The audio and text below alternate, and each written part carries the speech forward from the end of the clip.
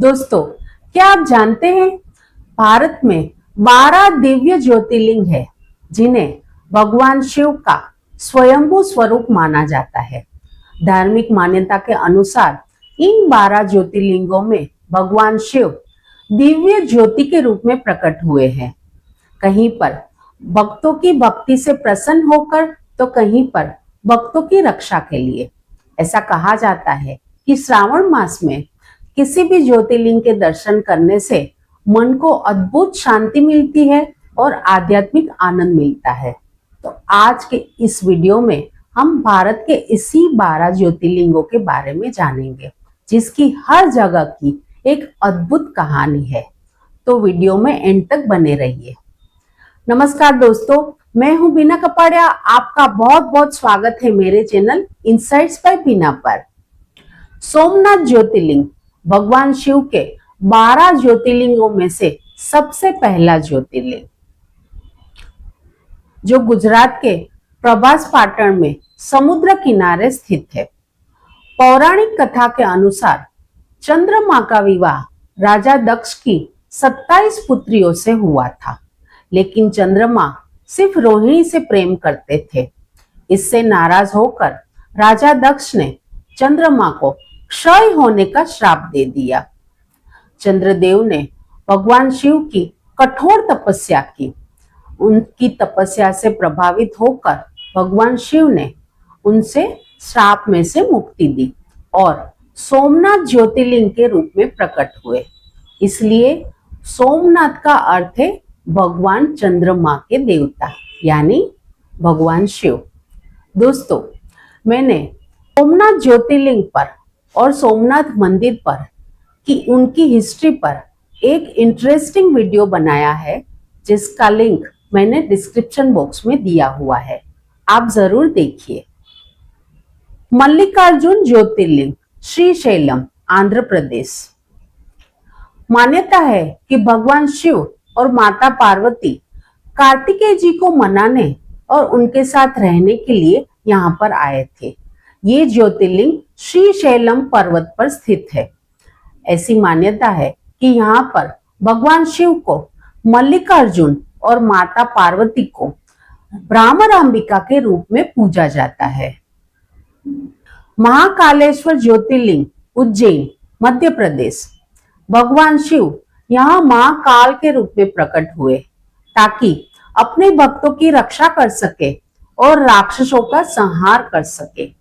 महाकालेश्वर मंदिर की खास बात है यहाँ की भस्म आरती, जो सुबह बहुत ही जल्दी होती है, जिसे देखने के लिए देश विदेश से लाखों श्रद्धालु यहाँ पे आते हैं। ओमकारेश्वर ज्योतिर्लिंग, खंडवा, मध्य प्रदेश। ओमकारेश्वर ज्योतिर्लिंग भगवान शिव के प्रसिद्ध ज्योतिर्लिंगों में से एक माना जाता है।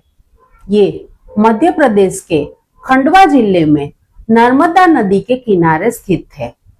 मान्यता के अनुसार विंध्य पर्वत की कठोर तपस्या से प्रसन्न होकर भगवान शिव ओमकारेश्वर ज्योतिर्लिंग के रूप में यहाँ पे विराजमान है। केदारनाथ ज्योतिर्लिंग। महाभारत का युद्ध खत्म होने के बाद पांडव अपने ही लोगों के हत्या के पाप से मुक्ति पाना चाहते थे, इसलिए उन्होंने भगवान शिव की तपस्या करने का फैसला किया। लेकिन भगवान शिव पांडवों से प्रसन्न नहीं थे, इसलिए उन्होंने बैल का रूप धारण किया और केदार क्षेत्र में छिप गए। जब पांडवों को इस बात का पता चला, तब भीम ने उन्हें पहचान लिया। उसी समय भगवान शिव केदारनाथ में जमीन में छिपने लगे। ऐसी मान्यता है कि भगवान शिव का कुबड़ वाला हिस्सा केदारनाथ में उसी समय प्रकट हुआ, जिसे आज हम केदारनाथ ज्योतिर्लिंग के रूप में पूजते हैं। लेकिन कहानी यहाँ पर ही खत्म नहीं हुई। कहा जाता है कि भगवान शिव के बाकी के शरीर के हिस्से हिमालय की अलग अलग जगहों पे गिरे, जैसे कि केदारनाथ में कुबड़, तुंगनाथ में भुजाएं यानी हाथ, रुद्रनाथ में मुख, मध्य महेश्वर में नाभि और कल्पेश्वर में जटाएं। इसलिए इस सब मंदिर को पंच केदार के नाम से भी जाना जाता है। केदारनाथ समुद्र तट से 3580 फुट की ऊंचाई पर है। ये भगवान शिव के 12 ज्योतिर्लिंगों में से एक है। वैसे केदारनाथ को चारधाम यात्रा में से एक यात्रा भी माना जाता है। भीमाशंकर ज्योतिर्लिंग ये मंदिर महाराष्ट्र के पुणे जिले में स्थित है। मान्यता के अनुसार भीम नाम का राक्षस भक्तों को परेशान कर रहा था, इसलिए भगवान शिव ने इस राक्षस का वध किया और यहीं पर ज्योतिर्लिंग के रूप में प्रकट हुए। ऐसा कहा जाता है कि भगवान शिव के पसीने से यहाँ पर भीमा नदी का उद्गम हुआ, इसलिए इस स्थान का नाम भीमाशंकर पड़ा। काशी विश्वनाथ ज्योतिर्लिंग ये वाराणसी के गंगा नदी के किनारे स्थित है। काशी जहाँ पे भगवान शिव स्वयं विश्वनाथ यानी विश्व के स्वामी के रूप में विराजमान है। कहा जाता है कि काशी में जिसकी मृत्यु होती है उसे भगवान शिव सीधा मोक्ष का द्वार दिखाते हैं। काशी नगरी भगवान शिव की प्रिय नगरी मानी जाती है। कहा जाता है कि यहाँ की गंगा आरती और भगवान शिव की पूजा का यहाँ पे विशेष महत्व है।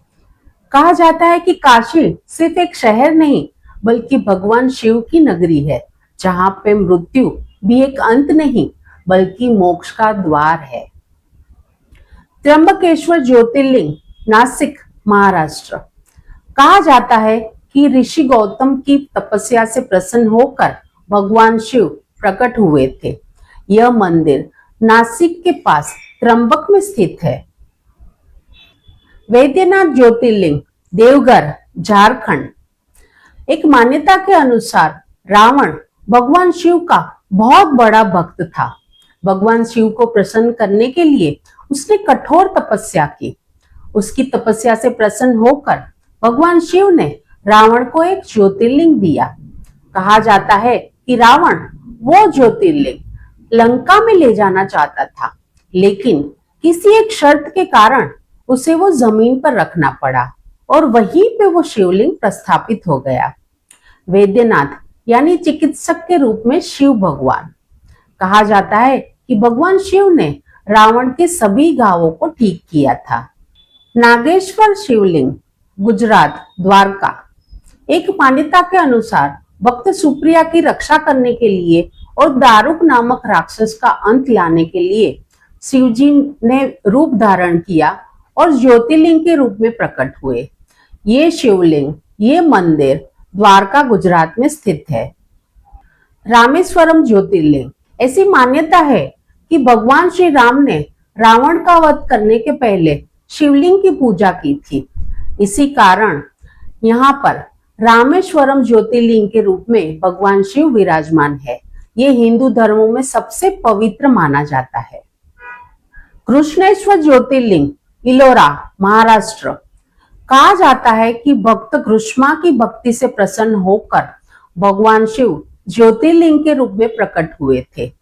ये स्थल महाराष्ट्र में प्रसिद्ध इलोरा गुफाओं के पास आया हुआ पवित्र तीर्थ है। तो दोस्तों, आई होप कि आपको ये वीडियो पसंद आया होगा।